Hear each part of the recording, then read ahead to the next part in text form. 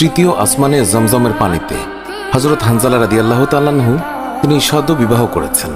ওই সময় আমাদের প্রিয় নবী সাল্লাল্লাহু আলাইহি ওয়াসাল্লাম সাহাবীদেরকে বললেন, আমার সাহাবায়ে কেরাম, তোমরা উহুদের যুদ্ধের জন্য প্রস্তুতি গ্রহণ করো। রাসূলুল্লাহ সাল্লাল্লাহু আলাইহি ওয়াসাল্লাম হযরত হানজালা রাদিয়াল্লাহু তাআলা আনহুকে বললেন, হানজালা, তোমাকে যুদ্ধে যেতে হবে না। তখন হানজালা রাদিয়াল্লাহু তাআলা আনহু বললেন, ইয়া রাসূলুল্লাহ, আপনি যুদ্ধে যাবেন, কাফেরদের সঙ্গে যুদ্ধ করবেন, আর আমি সেখানে না গিয়ে স্ত্রীর সঙ্গে আমোদ প্রমোদ করব? এটা আমি সহ্য করতে পারবো না, আমাকেও যুদ্ধে নিয়ে চলুন। রাসূলুল্লাহ সাল্লাল্লাহু আলাইহি ওয়াসাল্লাম তখন বললেন, হানজালা, আমি তোমাকে আদেশ দিলাম, তুমি বাড়িতে থাকো, তোমাকে যুদ্ধে যেতে হবে না। হানজালা তখন নবীর আদেশ শুনে কাঁদতে কাঁদতে বাড়ি চলে গেল। আমাদের প্রিয় নবী সাল্লাল্লাহু আলাইহি ওয়াসাল্লাম সাহাবীদেরকে নিয়ে যুদ্ধে চলে গেছেন।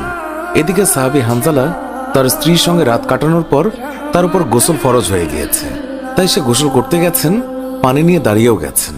এই সময় মদিনার গলি থেকে কেউ একজন চিৎকার করে বলছিলেন, মদিনার মুসলমানরা, তোমরা কার জন্য জীবিত থাকবে? তোমাদের প্রিয় নবীকে কাফের মুশরিকরা শহীদ করে দিয়েছে।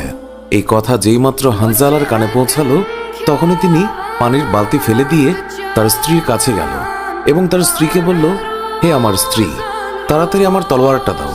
যে কাপুরুষরা আমার নবীকে শহীদ করেছে, যে কাফেররা বিশ্বনবী হযরত মুহাম্মদ সাল্লাল্লাহু আলাইহি ওয়াসাল্লামকে হত্যা করেছে, আমি তাদেরকে ছাড়ব না। আজ হয় তারা মরবে, না হয় আমি মরব। যেই দুনিয়ায় নবী নেই, সেই দুনিয়ায় আমি বাঁচতে চাই না। দাও, আমার তলোয়ারটা দাও। তখন হানজালার স্ত্রী বললেন, আপনি আমার নবীর হত্যাকারীকে হত্যা করতে যাচ্ছেন? যান, আমি বাধা দেব না, আমার বাধা দেওয়ার অধিকার নেই। তবে আপনি দয়া করে গোসল করে পবিত্র হয়ে যান, কেননা আপনার উপর গোসল ফরজ হয়ে গিয়েছে। এছাড়াও আপনি যদি উহুদের ময়দানে শহীদ হয়েও যান, আমি কোনো দুঃখ করব না। উত্তরে হানজালা বললেন, না, যদি আমি গোসল করতে যাই, তবে আমার নবীর হত্যাকারীরা কিছু সময়ের জন্য হলেও বেঁচে থাকবে, এটা আমি হতে দিতে পারি না। আমার যেই দুনিয়ায় আমার নবী বেঁচে নেই, ওই দুনিয়ার পানি দিয়ে আমি গোসল করতে পারি না। এই বলে তিনি তলোয়ার নিয়ে চলে গেলেন। উহুদের ময়দানে তিনি অনেক কাফেরকে হত্যা করলেন।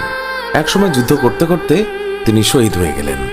যুদ্ধ শেষ হয়ে গেলে আল্লাহর রাসূল সাহাবীদেরকে বললেন, হে আমার সাহাবীরা, তোমরা যাও, গিয়ে দেখো আমার যে সকল সাহাবায়ে কেরাম শহীদ হয়েছে তাদের লাশ সংগ্রহ করো এবং তাদেরকে গোসলবিহীন দাফনের ব্যবস্থা করো। সকল শহীদের লাশ এনে এক জায়গায় রাখা হচ্ছে। নবীজি গুনে দেখলেন ৬৮টি লাশ রয়েছে, ২টি লাশ নেই। একজন তার চাচা হামজা রাদিয়াল্লাহু তাআলা আনহু, আর আরেকজন হানজালা রাদিয়াল্লাহু তাআলা আনহু। অস্থির হয়ে পড়লেন নবীজি। সব সাহাবাদের পাঠালেন লাশ খোঁজার জন্য।